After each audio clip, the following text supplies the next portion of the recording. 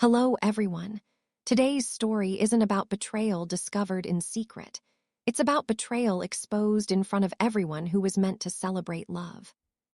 A vow renewal meant to heal a marriage becomes the moment a woman reclaims her truth, her voice, and her power. This isn't a story about revenge. It's about what happens when silence finally breaks. If you believe some truths are too powerful to stay hidden, like this video, subscribe to the channel. And stay with me until the end, because this story proves that love doesn't always end marriages, lies do. The dress she helped me choose, I stood alone in the bedroom, where the morning light slanted through half-closed blinds, touching the edge of the mirror like a hesitant confession.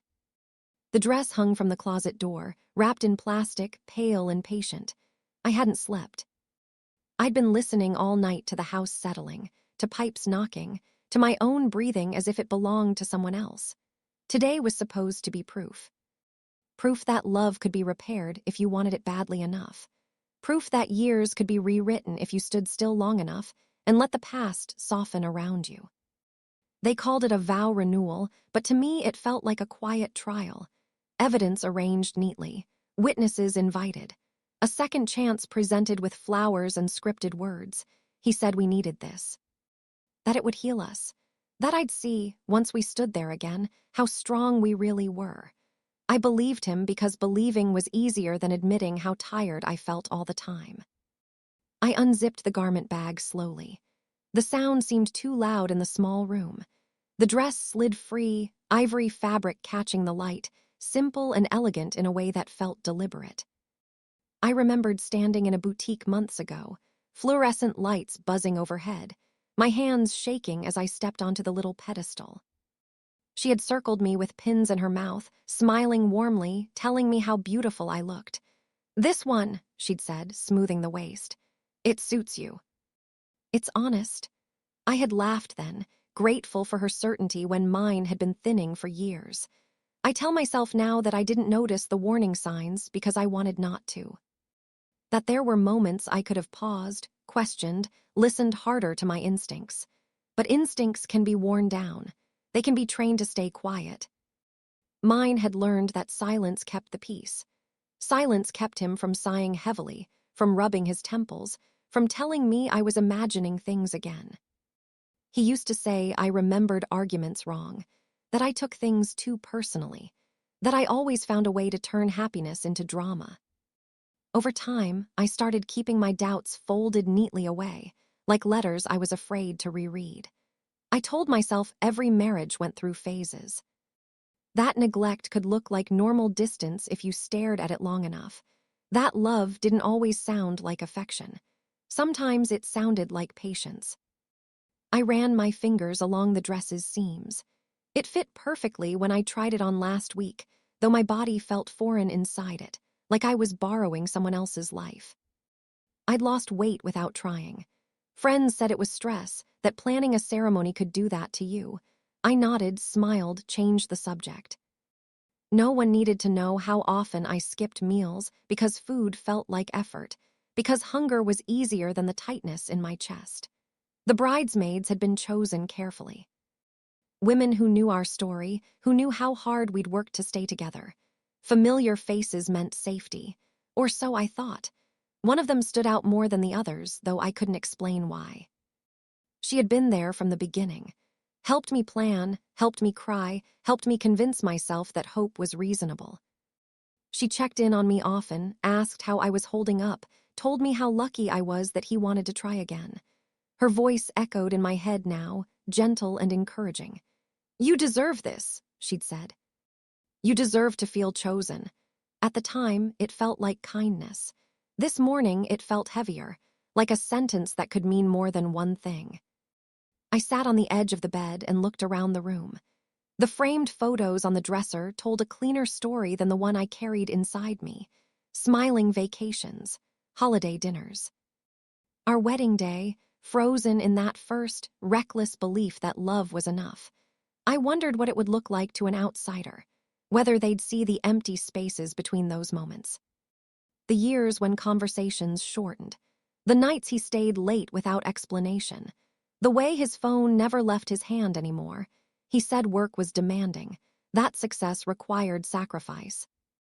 When I asked why he seemed so far away even when he was sitting beside me, he told me I was reading into things again, that I should stop looking for problems where none existed. I learned to apologize for my questions. I learned to swallow them before they reached my mouth. I stood and lifted the dress again, holding it against my body in the mirror. For a moment, I could almost see the woman I used to be, the one who laughed loudly, the one who trusted easily, the one who believed that partnership meant being seen. My reflection blinked back at me, eyes rimmed with fatigue, lips pressed into a line that tried to smile. Downstairs, I heard movement, someone opening a door. A voice I recognized, followed by another I didn't want to name yet. The house felt suddenly too full, as if secrets had weight and were piling up in the corners. I told myself it was nerves. That everyone felt this way before a ceremony. That doubt was just fear in disguise.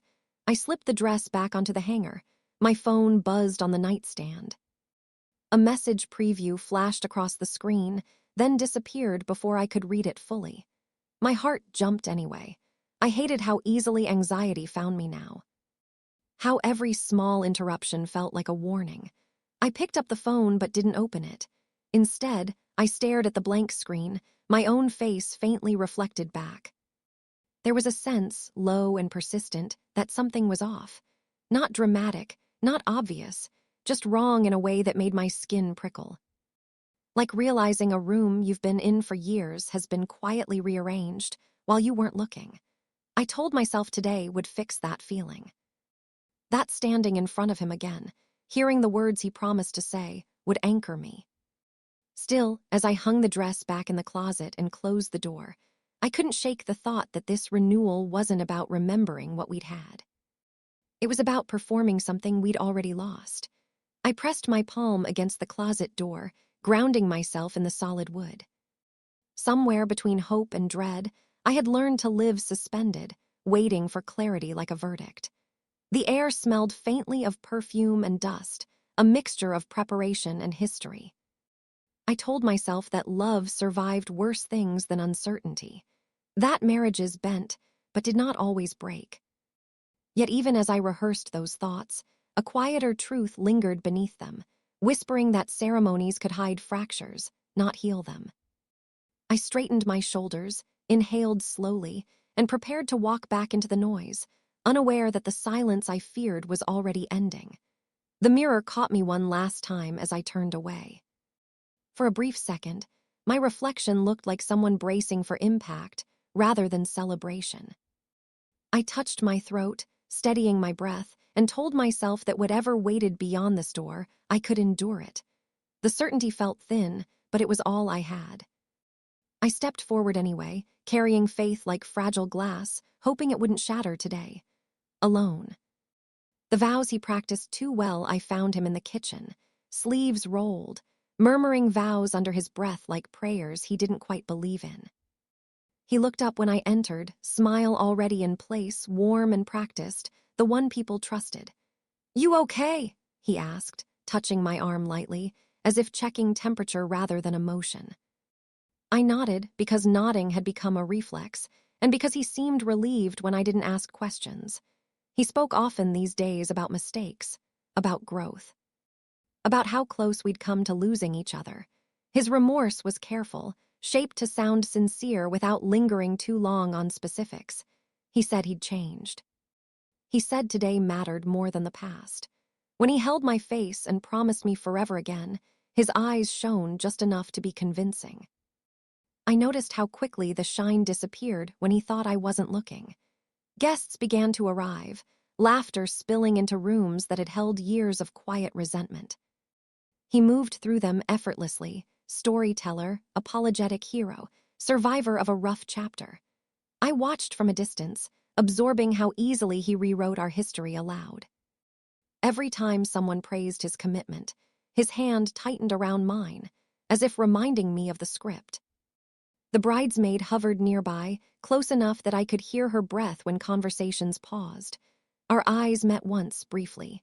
She smiled too fast, then looked away. I told myself it was nerves. Still, I noticed how often she glanced toward him, how he adjusted his posture when she entered a room. Small things, almost nothing, almost everything. When he stepped outside to take a call, his phone lay face up on the counter, buzzing softly. I hadn't planned to touch it. I hadn't wanted to become this version of myself. But something in my chest tightened until it hurt, and my hand moved before my conscience could stop it. The screen lit up with messages that didn't need interpretation. Her name, hearts. Apologies for being distant. Promises that this day didn't change what they were. I scrolled, numb, finding dates that stretched back years, overlapping fights he said I imagined, nights he said he worked late. The vow renewal wasn't a repair. It was camouflage. I leaned against the counter, steadying myself, listening to the house pulse with celebration while my private world split open. My first instinct was to confront him immediately, to demand explanations, to scream truth into the afternoon. But another instinct, older and quieter, urged restraint. I thought of every time I'd been told I was overreacting, every apology that ended with me doubting my own memory. I realized this moment was fragile, and so was I. If I exposed him now, without witnesses, he would explain it away. He would soften his voice, blame stress, promise change, and I would be expected to believe again. The realization hurt more than the messages. It meant the marriage I was trying to save had already learned how to survive my pain. I slipped the phone into my hand one last time, memorizing details, names, timestamps, evidence. Then I placed it back carefully, choosing silence not as surrender, but as preparation. Today was no longer about renewal. It was about timing. I felt myself harden, not into cruelty, but into clarity that refused to be negotiated away by love or fear alone. I locked the phone and set it down exactly where it had been. Outside, he laughed at something unseen. Inside, a cold clarity settled over me. I finally understood why his vows sounded rehearsed. He'd been practicing them for someone else. Say it in front of everyone. The chairs were filled, the music soft, the afternoon light staged to feel forgiving. I stood beside him beneath an arch of pale flowers, my hands steady, my face calm. The officiant smiled, voice warm, words practiced. This was the moment everyone had come for. This was the performance he believed would save him. He went first. He always liked going first. He spoke about endurance, about storms weathered, about choosing me again. His voice cracked at the right moments. People leaned in. Someone dabbed their eyes. I watched his mouth form promises I now understood had been rehearsed with precision, not devotion. When he finished, he reached for my hands, squeezing gently, a silent reminder to follow the script. The officiant turned to me. "Your vows!" I stepped forward instead. "I didn't write new vows," I said, my voice carrying farther than I expected. A ripple of confusion passed through the guests. He frowned just slightly. I didn't know how to promise forever again when the truth was still being hidden. He laughed softly, nervously. "What are you talking about?" I looked at him, really looked at him, and felt the strange relief of no longer protecting his image. "I'm talking about the messages you sent while telling me I was paranoid. I'm talking about the nights you stayed late while I apologized for needing you." Someone gasped. The officiant shifted back a step. "I'm talking about your affair," I said. "With her." Silence fell hard and immediate. I turned, letting my eyes land where they had avoided all afternoon. The bridesmaid stood frozen, bouquet trembling slightly in her hands. Her face drained of color as every head turned toward her. "It started 3 years ago," I continued. "Before counseling. Before apologies, before this ceremony you planned while still telling her you loved her." He shook his head. "This isn't the place," he whispered. "You're confused." I smiled then, small and sad. No, I finally stopped being confused. I reached into my pocket and pulled out my phone. March 12th. "I miss you." June 2nd. "Today doesn't change us." Last night. "Just get through tomorrow." I looked up. "Should I keep going or is that enough context?" The crowd murmured. Someone stood. Someone else sat back down hard. The officiant closed his book. He reached for me again. "Please." he said, voice breaking for the first time that day. "We can talk about this privately." "That was your favorite sentence," I said. Every time I asked for honesty, I turned back to the bridesmaid. "You helped me choose my dress," I said quietly. "You told me I deserved to feel chosen." Her lips parted, but no words came. Shame did what lies couldn't. He started talking then, fast, desperate. "It wasn't like that. It was complicated. You were distant. We were struggling." I raised a hand and he stopped. The power shift was almost visible. "Our marriage struggled," I said, "because you were investing in someone else." I looked at the guests, at the witnesses he'd invited to redeem him. "This vow renewal wasn't about love," I said. "It was about control, about making me doubt myself one last time." He sank into his chair, face in his hands, the image cracking completely. The bridesmaid stepped back, then further, until she disappeared into the crowd that would no longer protect her. No one applauded. No one moved. I handed my phone to the officiant. "You can keep that," I said, "in case anyone asks why this ended." I stepped away from the arch, my heart pounding, my body light with shock. There was no triumph. Only truth, exposed and irreversible. Behind me, he called my name. I didn't turn around. After the applause died, the house emptied faster than I expected. Chairs scraped softly against stone. Someone hugged me without asking. Someone else avoided my eyes. The music had stopped, the flowers already beginning to wilt under the afternoon heat, their sweetness turning faintly sour. I stood alone near the arch, watching the last of the guests disappear down the path, carrying with them the version of our marriage they had just watched collapse. There was no applause. There hadn't been any boos either. Just silence, thick and disorienting, as if the world itself needed a moment to decide how to react. I left before he could reach me. I don't remember the drive home clearly. Only flashes, the red of a traffic light, my hands gripping the steering wheel too tightly, the sound of my own breath coming fast and uneven. Shock carries you the way adrenaline does, pushing you forward while your mind lags behind, struggling to catch up with what your body already knows is over. When I stepped back into the house, it felt unfamiliar, stripped of witnesses and pretense. The quiet was different from the silence I'd lived in for years. This one wasn't oppressive. It didn't ask me to be smaller. It simply existed. I sat on the edge of the couch and waited for something dramatic to happen. For relief, maybe, or rage, or even regret. Instead, grief arrived slowly, settling into my chest with a dull, persistent ache. I mourned the life I thought I had. I mourned the woman who spent years negotiating for scraps of attention and calling it compromise. I mourned the version of him I had defended to myself long after he stopped deserving it. My phone buzzed. His name lit up the screen. I didn't answer. I knew what he would say, that he was sorry, that it hadn't meant anything, that he panicked, that he loved me. I had heard every variation of those sentences before, even if not spoken so plainly. Lies don't always sound cruel. Often they sound reasonable, familiar, safe. I powered the phone off and set it face down on the table, feeling the weight of that choice settle into my bones. Silence, this time, was mine. Later, I changed out of the dress. The one she helped me choose. I folded it carefully, not with reverence but with intention, and placed it back into its garment bag. It wasn't ruined. It just belonged to a chapter of my life that had ended publicly, decisively. I closed the closet door and didn't look back. As evening crept in, the shock began to wear off, replaced by exhaustion so deep it felt cellular. Truth takes energy. Holding it, speaking it, standing by it, it costs something. I finally understood why I'd avoided it for so long.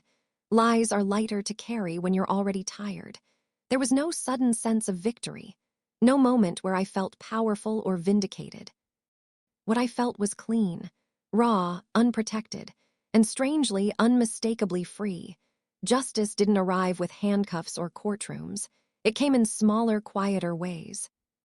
In the knowledge that I would never again apologize for asking questions, that I would never doubt my own memory to preserve someone else's comfort, that the story of my marriage would no longer be edited by the man who betrayed it.